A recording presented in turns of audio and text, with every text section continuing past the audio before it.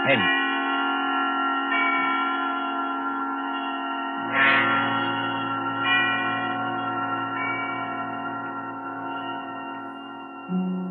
This is the Man in Black, here again to introduce Columbia's program, Suspense.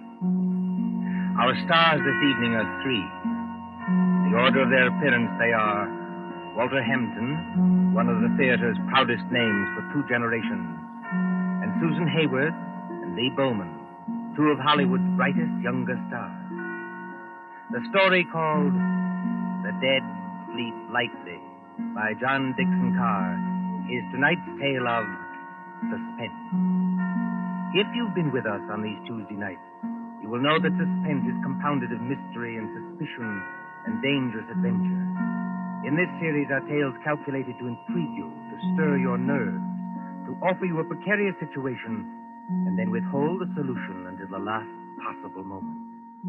And so, with The Dead Sleep Lightly, and with the performances of Walter Hampden, Susan Hayward, and Lee Bowman, we again hope to keep you in suspense. Ashes to ashes, and dust to dust. Meadowvale Cemetery, not far from New York.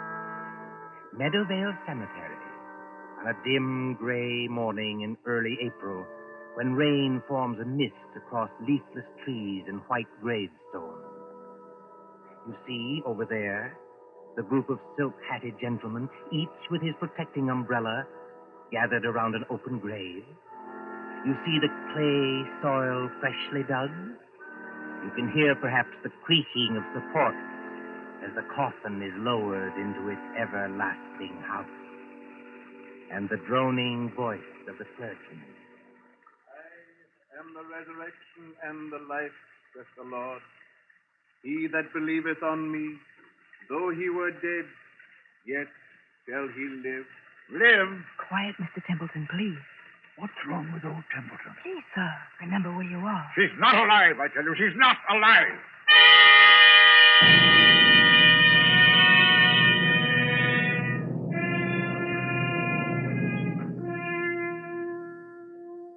It might seem a long distance, that, from the Cosmopolites Club in Gramercy Park on the following evening, when that same well-fed man, as hard and unemotional as the diamond pin in his tie, hurries up the steps into the club and...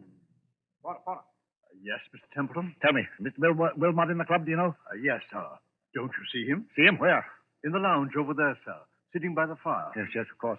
I'm a little upset. You're a good fellow, Henry. I won't forget you. Thank you, sir. Excuse me, sir, but aren't you going to take off your hat and overcoat? Never mind my hat and coat. Just tell me one other thing. When I came into the club, was there anybody following me? Following you, Mr. Templeton? Yes, a woman. A woman with a long skirt and a heavy black veil. There aren't many women who wear that kind of dress nowadays, sir. Look out into the street. Do you see anybody? No, sir. There's just, What's that? Oh, that's only the old street musician, sir. He doesn't mean any harm. I won't have that tune played, you hear? I'm used to getting my orders obeyed, and I'm going to have this one obeyed. Here's some money. Go out and tell him to go away. Yes, sir, if you insist, but, Do as you're told and don't ask questions. If anybody wants me, I shall be with Mr. Wilmot. Very good, sir.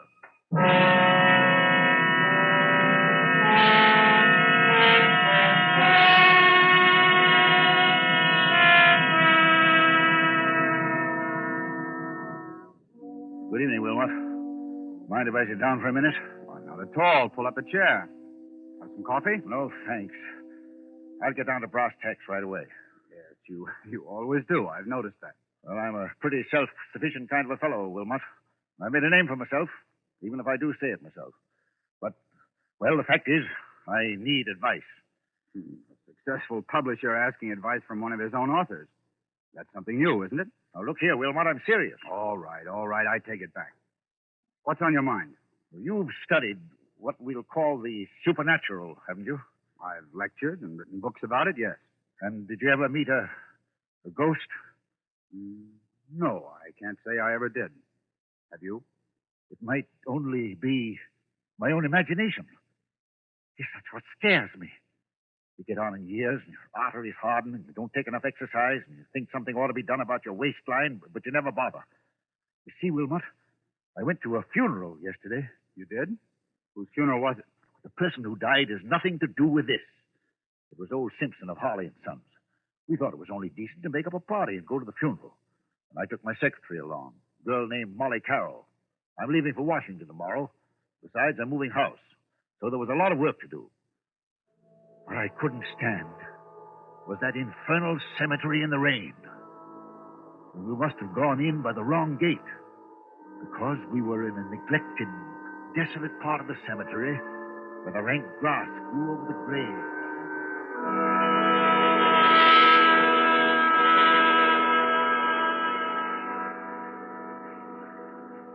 You'll oblige me, Miss Carroll, if you first find out the proper directions of our places.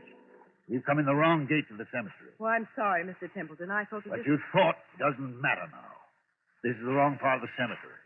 My shoes are absolutely ruined with wet clay. Well, it isn't doing my own shoes and stockings any good either, Mr. Templeton. If there's been any damage to them, Miss Carroll, I'll replace them. You never found me ungenerous, now have you? Well, not exactly ungenerous, no. And I'll pay you the compliment, Miss Carroll, saying that you're the best secretary I ever had. Thank you. Yet you want to leave me. Yes, I want to get married. That's what Mr. Barnes was telling me. And who is this paragon of yours? What does he do? Does he make any money? Well, Frank's a radio technician. He's not very wealthy, I'll admit. Wealthy? A radio technician? I'll bet he doesn't make as much as I pay you. Yet you want to get married. Well, is there anything very strange about that? Yes, if it interferes with your career, if it... Good Lord. Look at that. Look at what, Mr. Templeton? Over there, where I'm pointing. You mean that? It's only an old gravestone covered with weeds and brambles. I haven't seen that grave in years. It looks rather neglected. It is neglected, isn't it? Will you go closer, please, and read the inscription? Mr. Templeton, Do as I tell you, please. it says, let's see if I can get some of these weeds aside. It says, sacred to the memory of Mary Ellen Cleaver, born September 5th, 1892, departed this life March 25th, 1919. Thou shouldst still be adored as this moment thou art. Let thy loveliness fade as it will. If you lower that umbrella, Mr. Templeton, you'll get soaking wet. Sentimental trash. But she always liked it. She always liked it. Mary Ellen Cleaver. Did you know her? Very well indeed. She was my wife. Your wife? But I never knew you were married. Neither does anybody else. Where's my flask of brandy? What have I done with it? It's in your hip pocket, Mr. Templeton, but do you think that's very wise? You've already had more than enough. Whatever I do is wise, Miss Carroll. Well, we were married very young. She was a nice little thing. I was fond of her, yes. But she couldn't have helped me. I'm not a snob, but she wasn't in my class. No style, you know, no manners, no education. Indeed.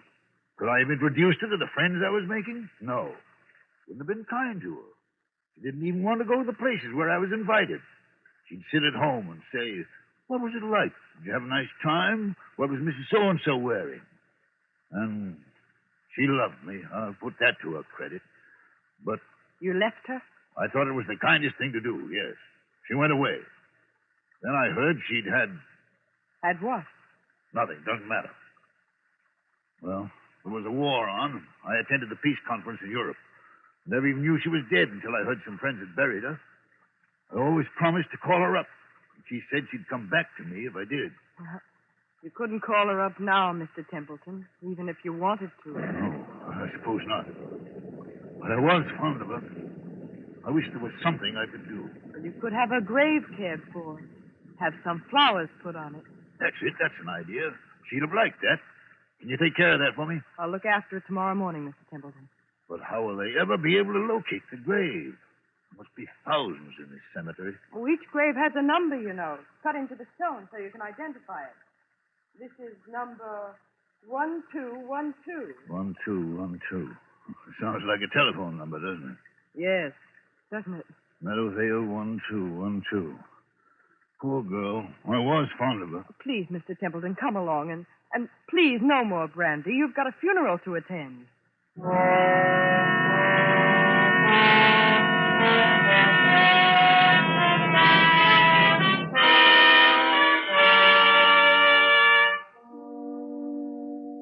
then, Wilmot, the night came. And the horror. What horror? Oh, take it easy, man. There's nothing to worry about. You were sitting here in the Cosmopolites Club. Yes, but I wasn't sitting in the club last night. I was on my way home. And why should that scare you? I don't know, but it did. I'd been jumpy all day. That infernal number kept running through my head. Meadowvale, 1212. Have you ever seen my house? Yes, it's that big sham Gothic place on Riverside Drive, isn't it? Yes, big and dark and drafty like a mausoleum. I told you it was moving house to an apartment downtown. But there were some papers there I had to get out of the safe in the library to take with me to Washington tomorrow. I knew the servants would be gone, of course. But I hoped Mrs. Bloom, that's my housekeeper, would still be there. Then, when I went up the park, about 6:30... Meadowvale, 1212. Meadowvale, 1212. Meadowvale, 1212. Meadowvale, 1212.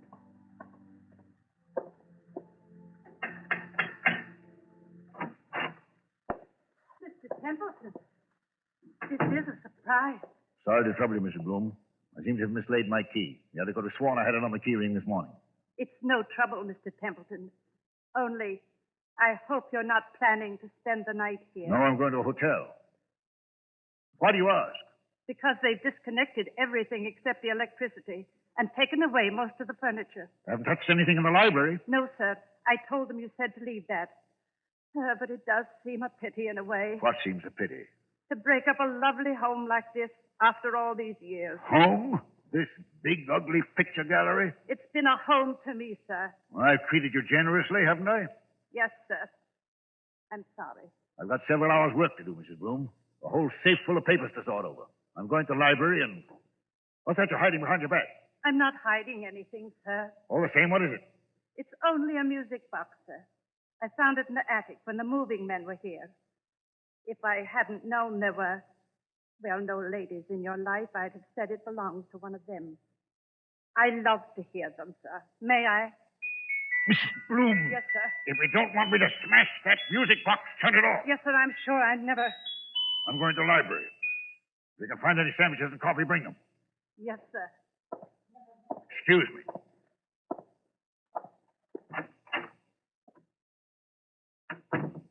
Same old library.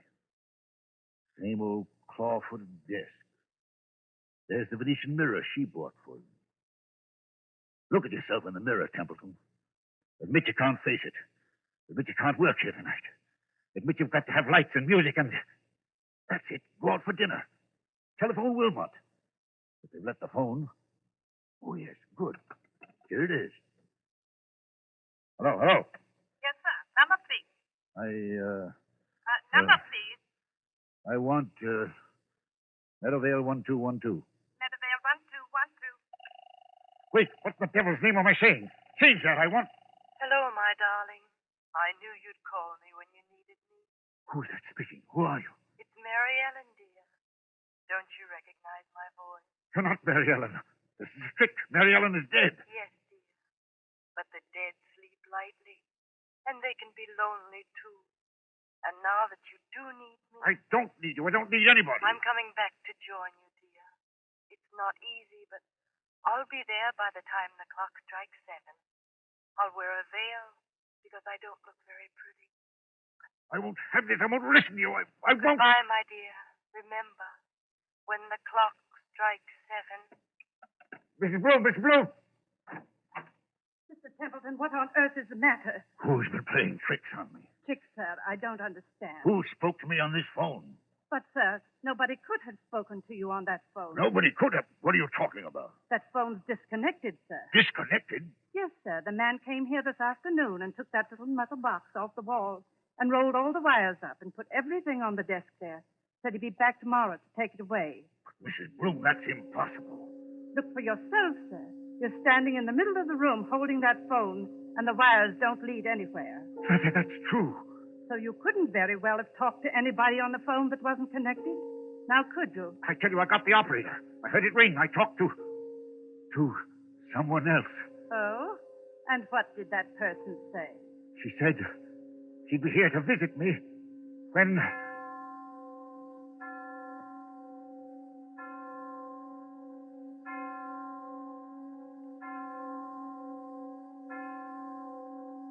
Mr. Templeton, what's the matter?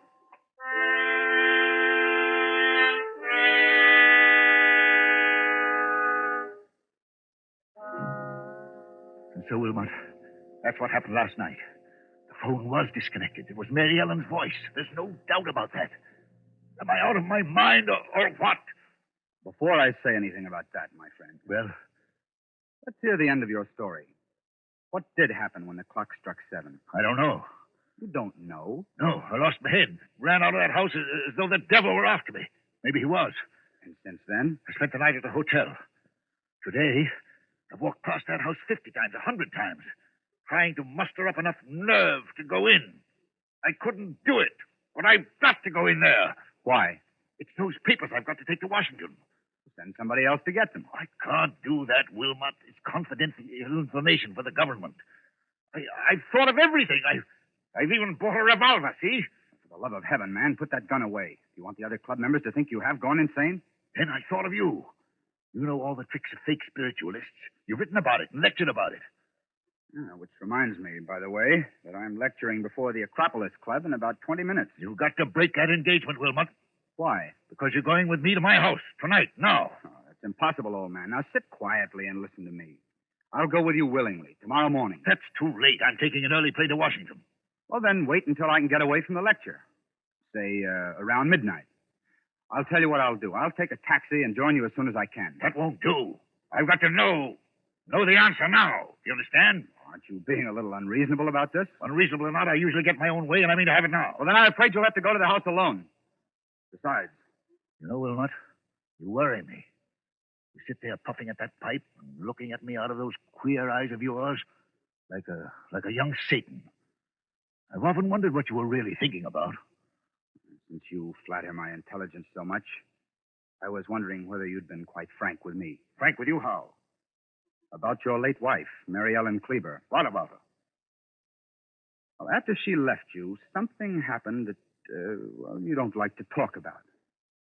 Was there, by any chance, a child, a son, for instance, or... Did you say a son? Yes. I don't know what you're talking about. Well, then let's agree not to understand each other, shall we? Now, are you coming with me or aren't you? I tell you, man, I'll get there as soon as I can. All I can think about is the wet red clay in that cemetery, and the dismal grave in the rain, and what her face might look like if she raised the veil. And what am I going to see in that house? What am I going to see in that house?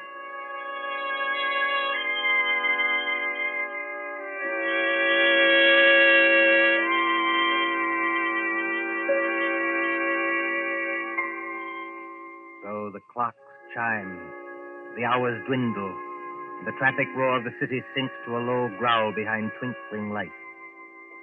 It is midnight, when a taxi moves along a certain street towards a certain house out of a bygone age.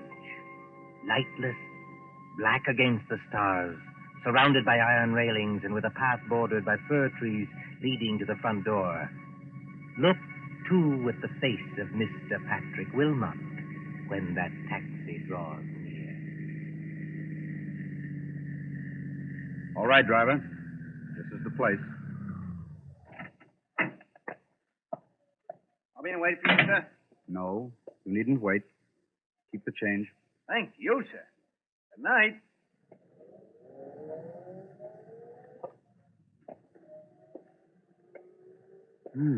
So the front gate is open. And he did go in. And... I beg your pardon. I didn't mean to bump into you. Mr. Wilmot. You know who I am. Oh, yes. I've seen you several times at our office. I'm Molly Carroll, Mr. Templeton's secretary. What are you doing here? Well, it's Mr. Templeton. What about him? Well, that's what I want to know. I was out with Frank. That's my fiancé. And when I got home, the girl I room with said that Mr. Templeton had been phoning and phoning all evening. She said he sounded drunk or something. He wanted somebody to go with him to this house. Evidently, I wasn't the only person he applied to. Shall we go in? Yes, but the whole house is dark. Suppose he isn't there. He's there, all right. You don't know men like Bert Templeton. But I'll push the gate wider. Now, straight up the walk to the front door. I've got a flashlight. what are we going to find? Something rather unpleasant, I'd better warn you. How do you know? I have my ways of knowing, Miss Carroll. Oh, look. What is it? That French window to the left of the front door. Yes. It's partly open. Well, there's nothing in that, necessarily. Templeton said he'd lost his key. He might have had to open a window. Oh, that's true. But So you see it, too, do you? see what? There's a footprint across the sill of that French window. A footprint made in wet clay. It's like the clay of the cemetery. So I should imagine. Will you go in first, or shall I? Into that dark room, I will not. Well, then stay here, please, until I get some lights on. No, wait. I'll go. Let me take your arm. All right, be careful now. Yes, I thought so. This room is the library. And there are more footprints of somebody or something walking in. They lead. Who's there? Who's there? It's only me, sir, Mrs. Bloom, the housekeeper. Then what's the idea of standing in a dark room in the middle of the night with what sounds like... It's only a music box, sir. I left it behind along with some other things and came back to get them. I've got my own key. I thought I heard a noise in here. But why aren't there any lights? The electricity's cut off, sir. It was cut off today. I see. If Templeton is here, or was here, he must have had some kind of light. If I turn this flashlight on the desk, maybe... Be quiet, Miss Carroll. What is it, sir? I'm as blind as a bat without my glasses. It's Mr. Templeton. He's lying on the floor beside the desk. Oh, he isn't. No, he isn't dead. His face is the color of putty. I think he's had some kind of stroke. We'd better not take any chances. Mrs. Bloom, Yes, sir. get outside to the nearest telephone and call for an ambulance. Tell him it's an emergency case. You're Mr. Wilmot, aren't you? But what happened to him? Ask a dead woman. I beg your pardon. Never mind. Hurry. Of course I'll hurry, Mr. Wilmot. What are we going to do? Now, let's have a look around. Templeton seems to have been working at his papers by the light of a couple of candles, which somebody's blown out. We'll relight them. There's the desk. There's all the papers scattered round Mr. him. Wilmot, please. What happened to him? I'll tell you. As he sat there in the dim light of two candles, a ghostly figure appeared at that French window. It wore a long, old-fashioned skirt and a heavy black veil to hide the face. It walked toward Templeton, tracking graveyard clay. It stretched its arms to him like this. Keep away from me, please. Templeton couldn't stand it. He collapsed. And now, before the old housekeeper returns, would you care to hear how the whole trick was worked? Trick? What trick? Have you heard about the ghost voice that talked on a disconnected telephone? Oh, yes. Yes, he said something about it this morning, but I thought he wasn't himself. He wasn't, but he heard it.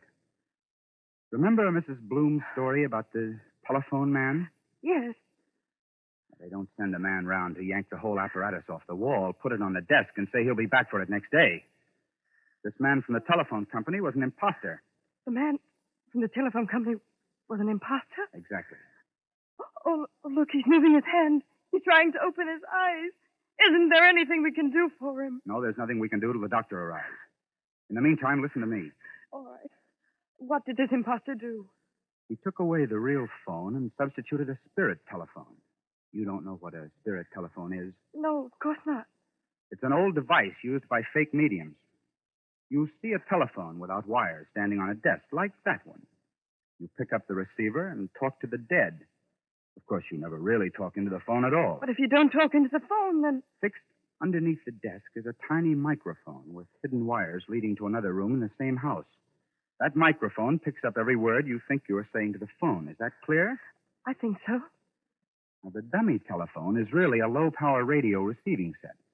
Somebody in another room can talk back to you after hearing what you say on the wired microphone. Then, Mr. Templeton... If Templeton hadn't rung Meadowvale 1212, then rest assured that same number would have rung him. Well, then the scheme couldn't fail either way. But, you see, there's one thing in this matter I haven't got quite clear even yet. And what's that? Tell me, Miss Carroll, just why did you work this whole trick? Why did you try to scare your father to death? My father? Templeton is your father, isn't he? That might be rather difficult to prove, Mr. Wilmot.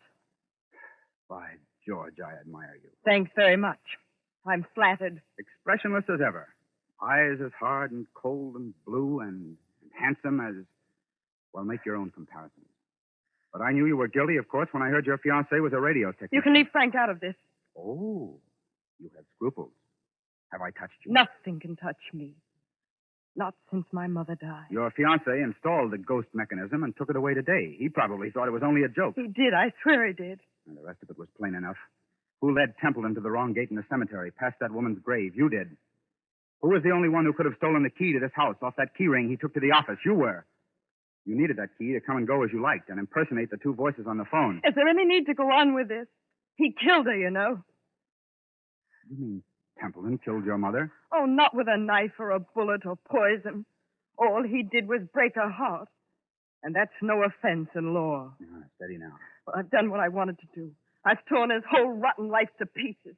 And there he is, gasping for breath on the floor. And I'm glad. Oh, God, forgive me. He is my father. Does he know you're his daughter? No, of course not. When I went to work for him as a secretary, he hadn't even seen me since I was a child. But I got near him. I worked for years to get near him. No, I wish I hadn't. Now, look here, you've got to pull yourself together. Why? Who cares? That's the ambulance coming and maybe the police. What do I care? Tell the police what you like. My dear girl, you don't think I'll tell them anything. I'm merely an onlooker, an amateur Satan who doesn't believe in ghost voices. Mary Ellen. What's that? Templeton, his eyes are open. He's trying to get up. Mary Ellen. It's as though he could see something that we can't What's see. that he's got in his hand? It's a revolver. He had one at the club. He's putting it against his chest. I'll stop him. Look out! Look out! Oh, he did love her after all. And now he's tried to join her. Oh, don't let him die. He's all right, Molly. You grabbed a gun just in time. If he doesn't die, I'll make it up to him. I swear I'll make it up to him. I tell you now, he's not going to die. But Mary Ellen. What? Mary Ellen. But what? But what? Mary Ellen. I was just wondering, is there a ghost in this room tonight?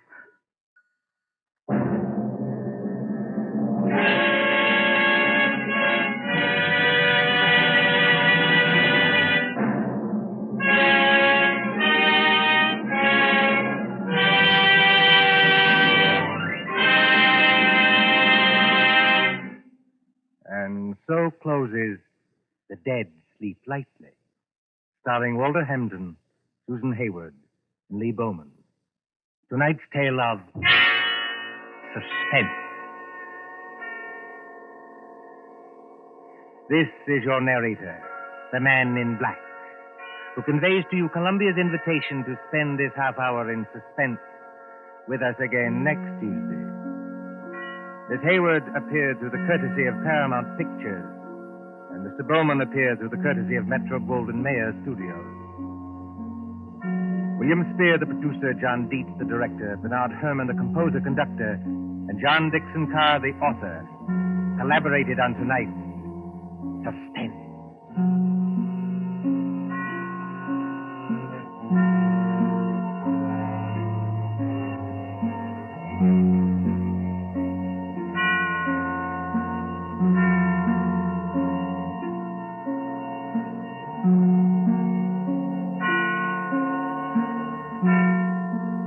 This is the Columbia Broadcasting System.